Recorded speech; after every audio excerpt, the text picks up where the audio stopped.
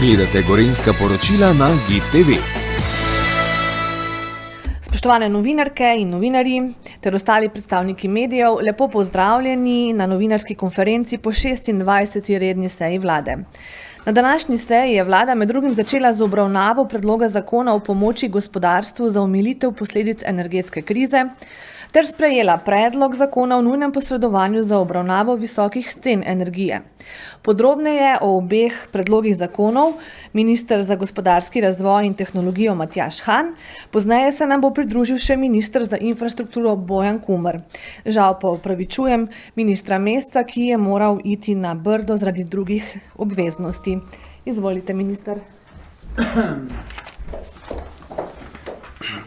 Hvala lepa za besedo.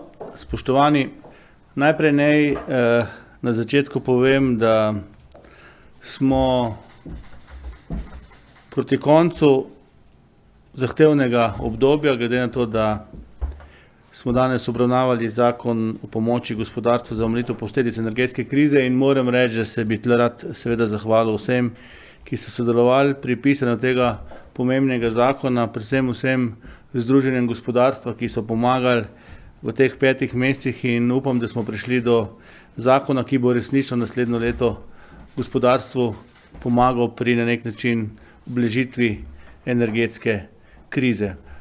Dogovor z gospodarstvom je seveda bil in z socialnimi partnerji, da danes opravimo razpravo na vladi.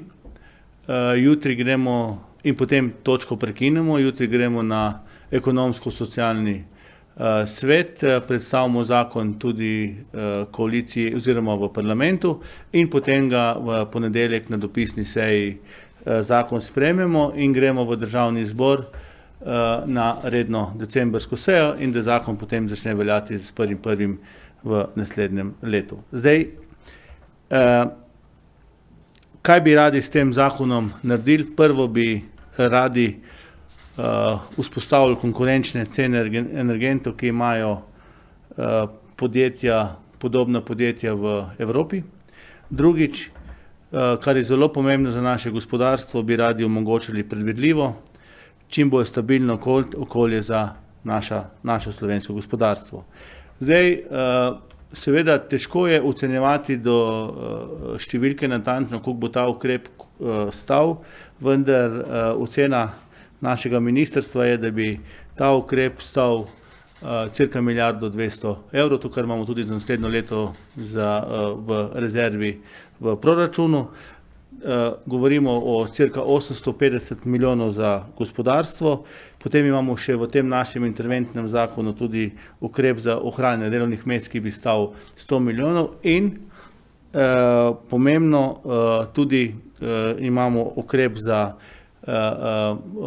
izboljšanje likvidnosti slovenskih podjetij, ki pa bomo ga skupaj z SID-om, z podjetniškim skladom oblikovali ukrepe, ki bodo težki 200 milijonov in seveda bodo gospodarstvu pomagale pri likvidnostnih sredstvih v naslednjem letu.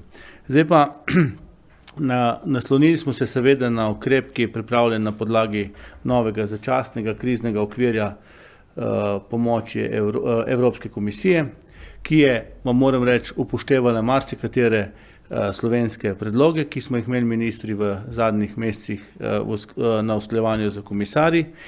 Ukrep je seveda podoben pomoči, ki smo jo naredili že v letošnjem letu, vendar z pomembnimi izboljšavami v korist slovenskega gospodarstva in na nek način tudi usklajevano z našim gospodarstvom. Zavedamo se, da vsega tudi ta država glede na proračunske okvirje ne bo mogla omogočiti, pa vendarle jaz mislim, da je s tem zakonom narejena dobra osnova za to, da bo slovensko gospodarstvo konkurenčno. Rad bi izpostavil nekaj pomembnih poudarkov, kaj smo spremenili glede na lansko leto oziroma letošnje leto. Se pravi, najprej smo seveda povečali najvišje dovoljene stopnje pomoči in zagotovili bistveno več sredstev, v letošnjem letu 80 milijonov, naslednjo leto milijardo in še malo 200 milijonov. Potem smo poleg 3 pomoči, znanih pomoči, dodali še dve novi. vrsti pomoči, ki jih bodo deležni gospodarstveniki. Omilili smo, kar je zelo pomembno, vstopni pogoj, če je bilo letošnje leto dvakratnik za pomoč, glede na leto 2021 je zdaj 1,5-kratnik povišanja cen glede na povprečje v letu 2021. Spremenili smo pogoj za energetsko intenzivna podjetja in naredili bomo izvajanje za podjetja, da bodo bolj enostavna in da bodo brez nekih nepotrebnih administrativnih ovir. Kot sem že rekel, območje pomoči bo od 1. januarja do 31. decembra 2023. Seveda pa zakon, ko bo sprejet, moramo potem ga predstaviti še enkrat Evropski komisiji in nam mora potrditi to shemo, ampak glede na dogovore jaz tukaj ne vidim težav.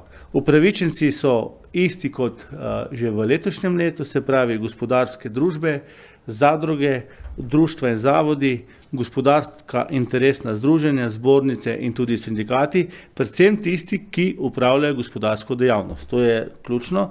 Niso pa upravičeni predvsem mali poslovni odjemalci. Zakaj? Zato, ker imamo za male poslovne odjemalce regulirano ceno in je to kar 100 000 podjetij, ki približno pravijo, ki imajo to regulirano ceno, in pa